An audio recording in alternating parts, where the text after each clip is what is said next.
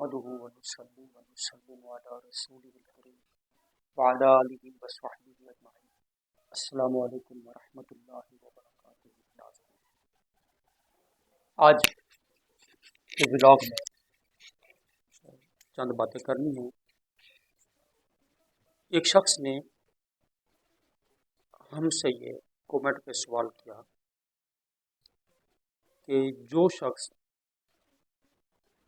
درس نظامی نہ پڑھا ہوا کیا وہ علمی روحانی فیض جاری کر سکتا ہے؟ اس کا مقصد قبلہ امیر اہل سنت دامت برکاتہ العالیہ کی ذات پہ اعتراض تھا. یہ چونکہ کسی مدرسے سے باقاعدہ سند یافتہ فاضل نہیں ہے، اس کا مقصد یہ تھا کہ جب یہ سند یافتہ عالم فاضل نہیں ہے، کسی ادارے سے نہیں پڑھے ہوئے، تو یہ علمی روحانی فیض جاری کر سکتے ہیں.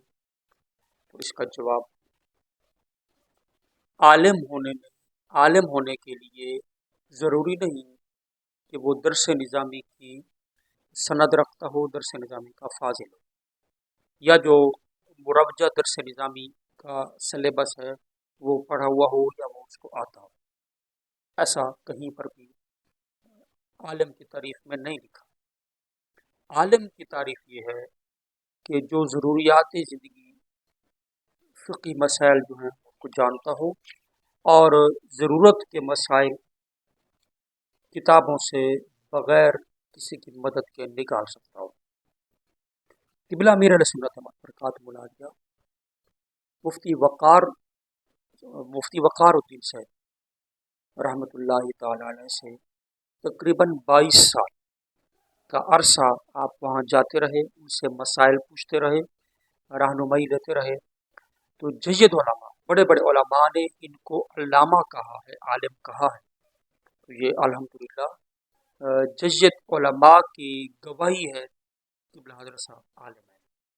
اور عالم بھی ایسے ہیں جنہوں نے ہزاروں صفحات تو لکھ دیے، ہزاروں صفحات پر مشتمل کتب ان کی لکھی ہوئی موجود ہے. اگر انہوں نے ہزاروں صفحات لکھے ہیں تو جتنے صفحات لکھے ہیں ان سے ڈبل بلکہ کئی گنا زیادہ انہوں نے پڑھے ہوں گے، اور وہاں سے انہوں نے جو ہے نا چن کر کچھ چیزیں نکال کر لکھی ہیں.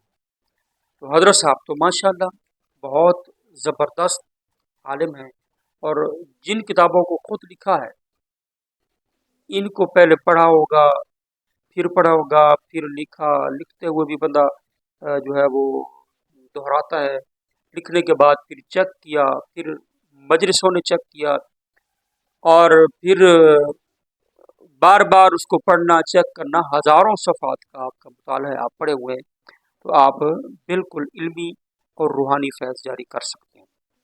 کسی نے کہا کہ ان کو خلافت کس نے دی ہے، اور کوئی پیر اپنے مرید کی مریدی ختم نہیں کر سکتا. قبلہ امیر علیہ سنت دامت برکاتہ العالیہ کو خلافت کافی جگہوں سے حاصل ہے، اور امیر علیہ سنت دامت برکاتہ العالیہ کو بریلی شریف سے بھی خلافت حاصل ہے.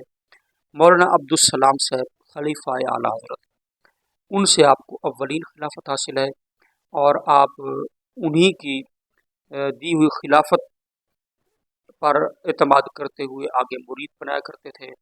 اور مولانا ضیاء الدین مدنی رحمۃ اللہ علیہ قطب مدینہ، ان کے شہزادوں سے بھی حضرت صاحب کو خلافت حاصل ہے، اور مفتی وقار الدین صاحب سے بھی آپ کو خلافت حاصل ہے.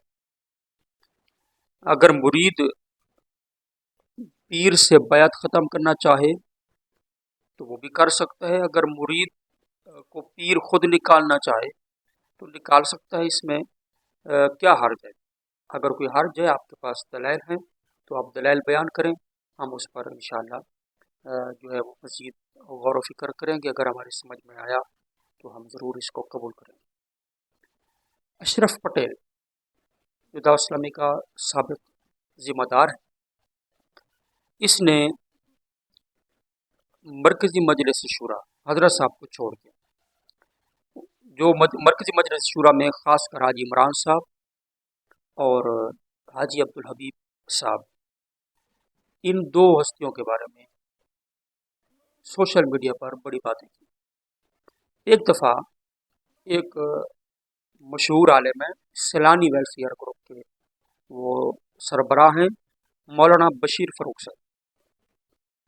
उन्होंने उसको बुलवा कर बाकायदा मरकज़ के अंदर एक मुलाकात रखी थी, मीटिंग, जिसमें हाजी इमरान साहब भी थे, हाजी अब्दुल हमीद साहब भी थे और मुफ्ती कासिम साहब भी वहाँ पर मौजूद थे और मौलाना बशीर फ़रूख साहब खुद भी थे और अमीर अहले सुन्नत दामद बरकातहुल आलिया के बड़े साहबजादे खलीफा मौलाना उबैद रज़ा साहब भी वहाँ मौजूद थे।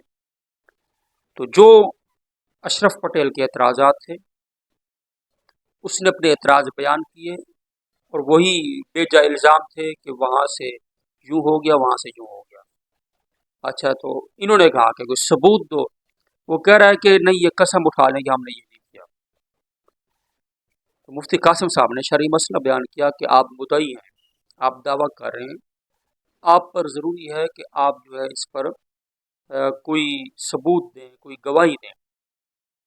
तो उसके पास कोई ऐसे सबूत और गवाही नहीं थी और मुफ्ती साहब ने कहा ऐसे तो जायज़ नहीं है कि कोई किसी पे आए और इल्ज़ाम लगा दे और किसी किस्म का सबूत भी ना हो और उससे कसम मांग ले, तो कसम मांगना तो ये जायज़ नहीं है। बहरहाल इसके पास कोई सबूत नहीं था, ये सबूत ना दे सका और बाद में वीडियो भी बनाई गई, मौलाना बशीर फ़रूख साहब बोल रहे थे और कैमरा घुमाया गया। तो ये शख्सियात जिनके मैंने नाम लिया ये मौजूद थे और ये पटेल भी वहाँ मौजूद था। तो वहाँ पर यही कहा गया कि जो मामला हल हो गए और ये वहाँ से मामला हल करके निकला और फिर जाकर किसी की उंगली पे ये फिर जो है वो नाचना शुरू हो गया और बातें शुरू कर दी और फिर मुसलसल ये बोलता रहा हाजी इमरान साहब के ख़िलाफ़ और हाजी अब्दुल हमीद साहब के ख़िलाफ़, दावत इस्लामी के कुछ दीगर ज़िम्मेदारान के ख़िलाफ़। अब कई लोग ऐसे हैं जो अशरफ पटेल के चाचे मामे बन रहे हैं, इसके भाई बन रहे हैं, बच्चे बन रहे हैं, बेटे बन रहे हैं, जी उसने हिसाब मांगा है, हिसाब दे दो, उसने हिसाब मांगा है, हिसाब दे दो। और भाई उसने हिसाब नहीं मांगा, उसने इल्ज़ामात लगाए हैं और दावत दी गई थी उसको कि जो तुम्हारे पास इल्ज़ामात हैं इसके सबूत दे दो। ये जो अमीर अहले सुन्नत के शेर हैं हाजी इमरान और हाजी अब्दुल हमीद, ये ऐसी चीज़ों में मुलव्वस नहीं हो सकते। अगर तुम समझते हो मुलव्वस हैं तो सबूत दो, और उन्होंने खुद कहा कि मुलव्वस नहीं है। और फिर जी दे दो, हिसाब दे दो, भी हिसाब मांग रहा है। और भाई हिसाब की कहाँ बात है, और पीर साहब से तो उसने हिसाब मांगा नहीं।